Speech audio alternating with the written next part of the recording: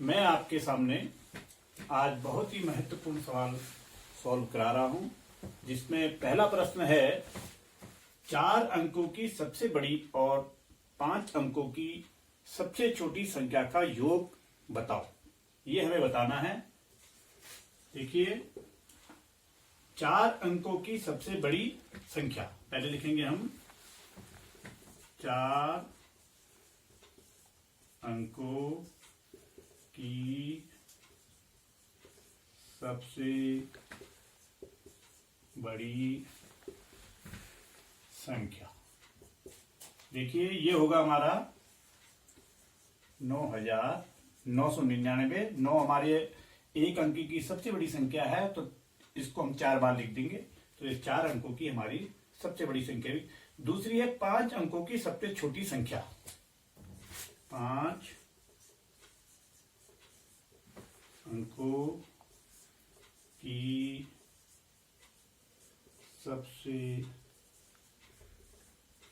छोटी संख्या बराबर एक।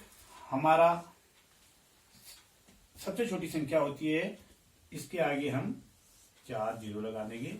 ये हमारी 5 अंक की सबसे छोटी संख्या हुई। अब इसका हमने योग बताना है। योग का मतलब है जोड़। तो अब आप इसको जोड़ सकते हैं। 10,000 में 9,999 को जोड़िए। 9,991। तो उत्तर जो आएगा हमारा 19,999। ऐसे ही यदि आपसे 4 अंकों की सबसे बड़ी संख्या और 5 अंकों की सबसे छोटी संख्या का अगर अंतर पूछा होगा, तो हम ऐसे लिखेंगे। 4 अंकों की सबसे बड़ी संख्या होगी हमारी 9,999। 5 अंकों की सबसे छोटी संख्या होगी हमारी 10,000। और हमें अंतर निकालना है, तो बड़ी संख्या से छोटी संख्या को घटा देंगे। 10,000 में से आप 9,999 को घटाएंगे, तो हमारा जो उत्तर आएगा वो आएगा 1। यानी इस तरह के सवाल को इस प्रकार से आप करेंगे, और यह आपके लिए बहुत ही महत्वपूर्ण प्रश्न है। प्रश्न नंबर 2 है, एक वर्ग का परिमाप 480 मीटर है हो, तो वर्ग का क्षेत्रफल ज्ञात कीजिए। यहाँ पे हमें वर्ग का परिमाप दिया है और हमें वर्ग का क्षेत्रफल निकालना है। तो वर्ग का क्षेत्रफल हम तभी ज्ञात कर सकते हैं जब हमें वर्ग की एक भुजा मालूम हो। तो इस प्रश्न को इस प्रकार से आप सॉल्व करेंगे। देखिए, हमें दिया है वर्ग का परिमाप, ये हमें दिया है 480 मीटर। और ये आपको ज्ञात होना चाहिए कि वर्ग का परिमाप 4 भुजाओं के योग से मिलकर बना होता है। यानी कि 4 भुजाओं के योग को हम वर्ग का परिमाप कहते हैं। और इसका जो फॉर्मूला होता है, वो फॉर्मूला होता है वर्ग का परिमाप का जो सूत्र है वो क्या होता है, 4 गुणा भुजा। यानी कि हमने वर्ग की एक भुजा को 4 से गुणा करा है, तो हमारा कितना आया, 480। अब हम जो वर्ग की एक भुजा निकालेंगे, हमें वर्ग का क्षेत्रफल मालूम करना है। तो सबसे पहले हम वर्ग की एक भुजा निकालेंगे। तो आप लिखेंगे वर्ग की एक भुजा बराबर। ठीक है, तो क्या क्या करेंगे आप, परिमाप 480 मीटर दिया है हमें, बट्टा 4 भुजाओं का योग है, तो परिमाप में 4 का भाग दे देंगे। तो 4 का भाग देके जो आपका उत्तर आएगा, 4 एकम 4, 4 दूनी 8, 0 का 0 मीटर। यानी वर्ग की एक भुजा हमें पता चल चुकी है कि 120 मीटर है। अब निकालना है हमें वर्ग का क्षेत्रफल। वर्ग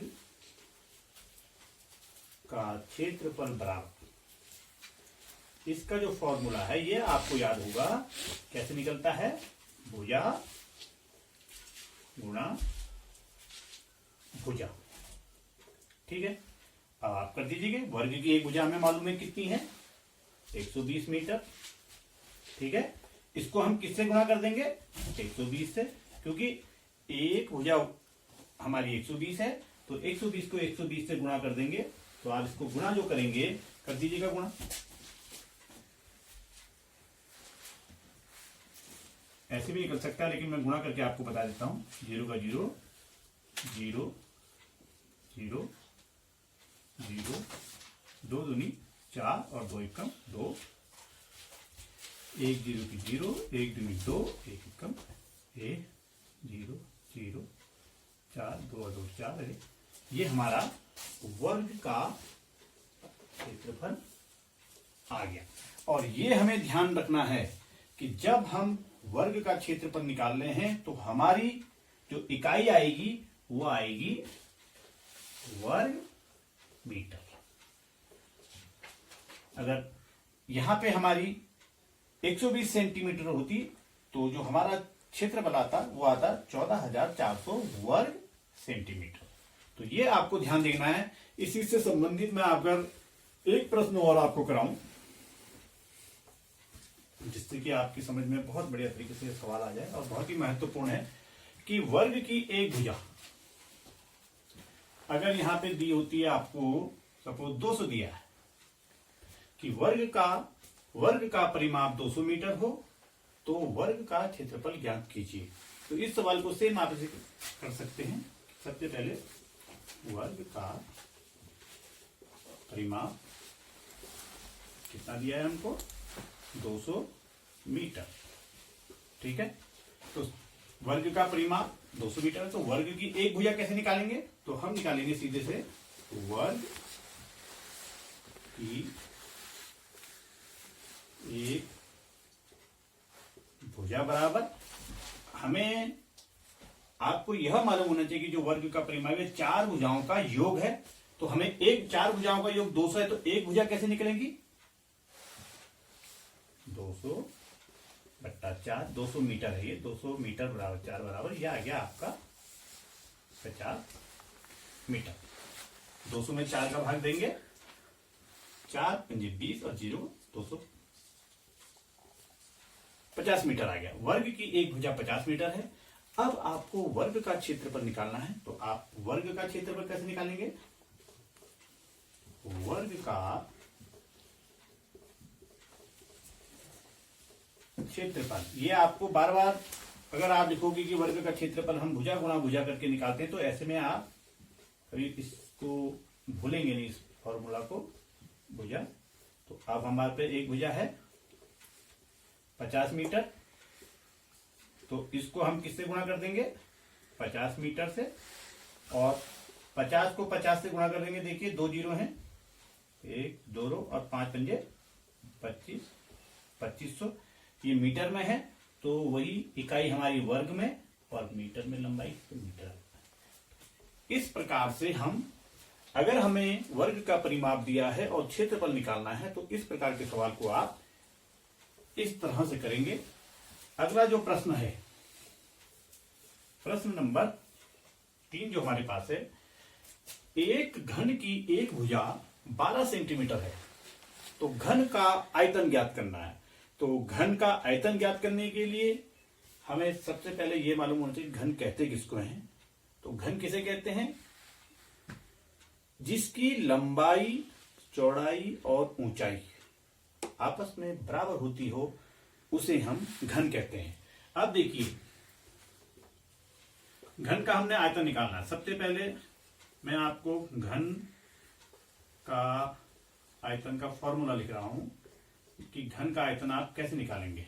घर का आयतन होता है भुजा या किनारा गुणा किनारे, भुजा गुणा 3 भुजा बराबर होती है, इसलिए हम 3 बार भुजा को गुणा कर देंगे। वर्ग को 4 से इसलिए गुणा करते हैं क्योंकि वर्ग में 4 भुजा होती है। ठीक है, घन का आयतन भुजा गुणा भुजा गुणा भुजा। अब देखिए, आपको वर्ग का एक भुजा दी है हमको 12 सेंटीमीटर, तो वर्ग का आयतन कैसे निकलेगा? एक भुजा है हमारे पे 12 सेमी, 12 सेमी है। दूसरी भुजा ये भी 12 सेमी है और दूसरी ये भी 12 सेमी है। ठीक है, अब हम इनको गुणा कर देंगे 12 को 12 से, फिर जो गुणनफल आएगा उसको 12 से देखिए आप कर लीजिएगा। 12 को 12 से गुणा करोगे तो 144 आएगा। इसे आप फिर 12 से गुणा कर दीजिएगा, 4 दूनी 8 और 288 आ जाएगा 2 बार गुणा करने से। थोड़ा सा आप लिखिएगा इसको, एक जोड़ लीजिएगा, 8 8 4 12 5 2 7 1। ये जो हमारा इनको गुणा करके आया 1728। अब देखिएगा ये जो 1728 आया हमारा सेंटीमीटर, तो घन की जो इकाई होती है इसको लिखते हैं हम घन सेंटीमीटर।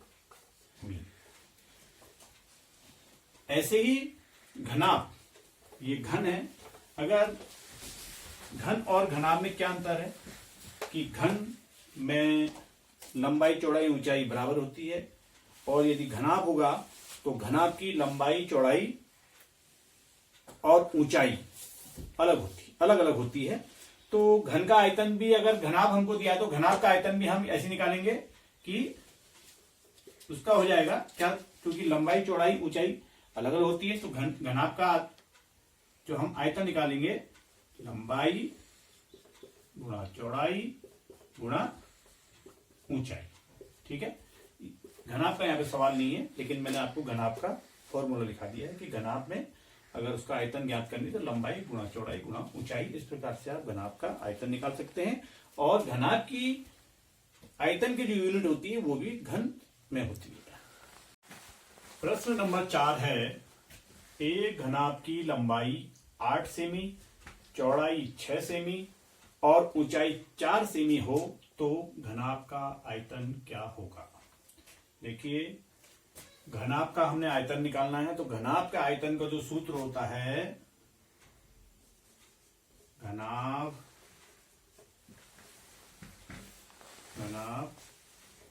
का आयतन, इसका जो सूत्र होता है लंबाई गुणा चौड़ाई गुणा ऊंचाई, और घन की जो इकाई होती है उसको हम कहते हैं घन इकाई।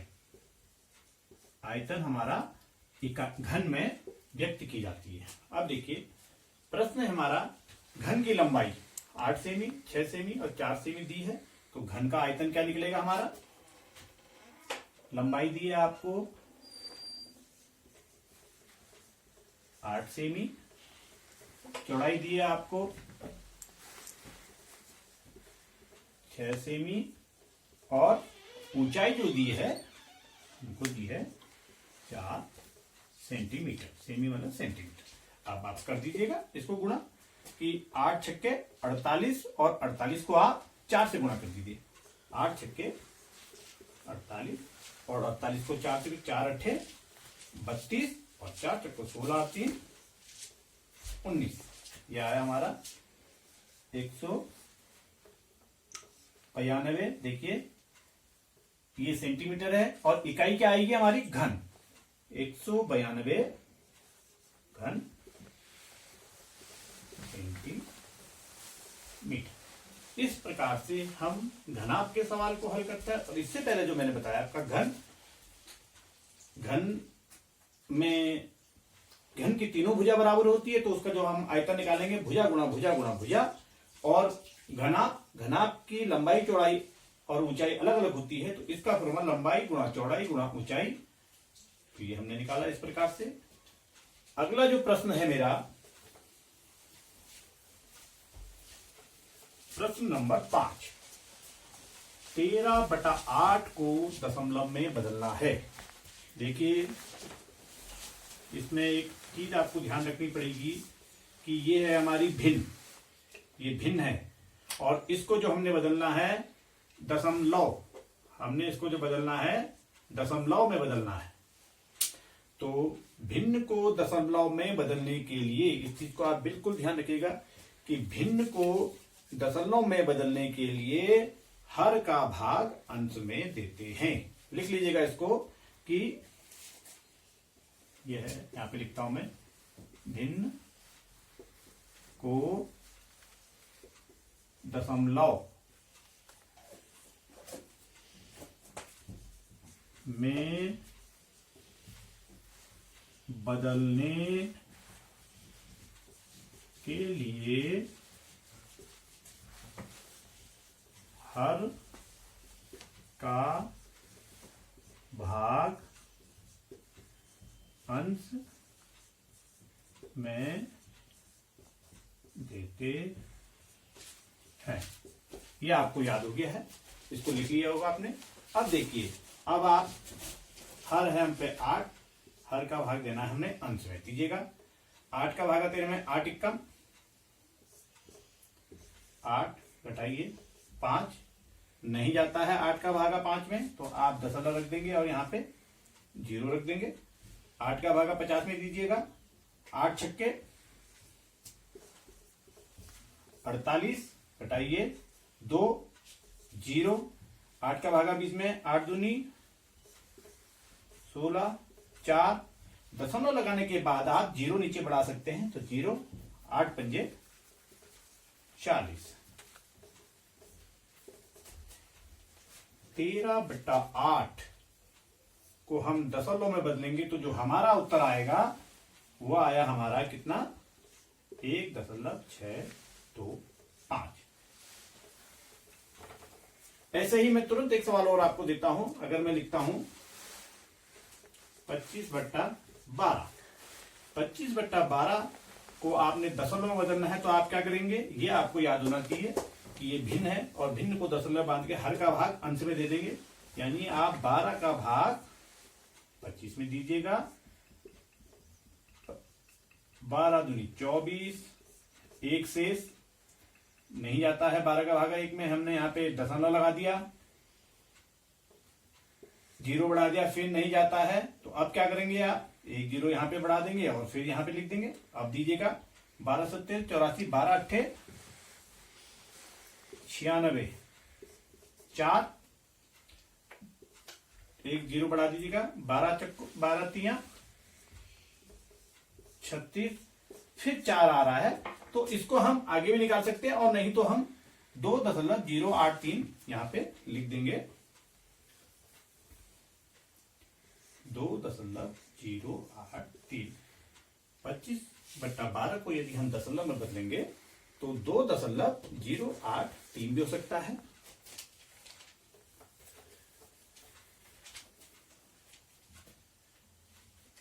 प्रश्न नंबर 6 है, 0.45 को प्रतिशत में बदलिए। ये है हमारा दशमलव में दी गई संख्या। तो ये हमें याद होना चाहिए कि दशमलव को प्रतिशत में बदलना है। तो क्या होगा कि दशमलव को प्रतिशत में बदलने के लिए 100 से गुणा कर देते हैं। ये दशमलव की संख्या, इसको प्रतिशत में बदलना है, तो हम क्या करेंगे, 0.45 को आप किससे गुणा कर देंगे, 100 से। क्यों? क्योंकि दशमलव को अगर हमने प्रतिशत में बदलना है तो हम 100 से गुणा करेंगे। अब आप कर दीजिएगा,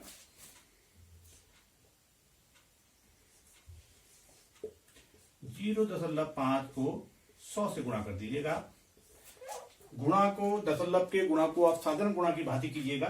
चलिएगा, देखा 0 से 5, 0 0 0 0 0,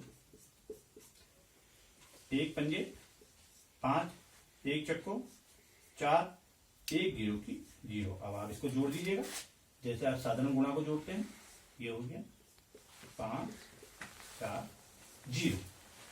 अब हम देखेंगे कि यहां पे हमारे कितनी संख्या के बाद दशमलव था। दशमलव के बाद हमारे पे 2 संख्या है, तो यहां से हम 2 संख्या के बाद दशमलव को लगा देंगे, 1 2। यह उत्तर आ गया। ये जो उत्तर आया हमारा, इसको हम 45 मानेंगे।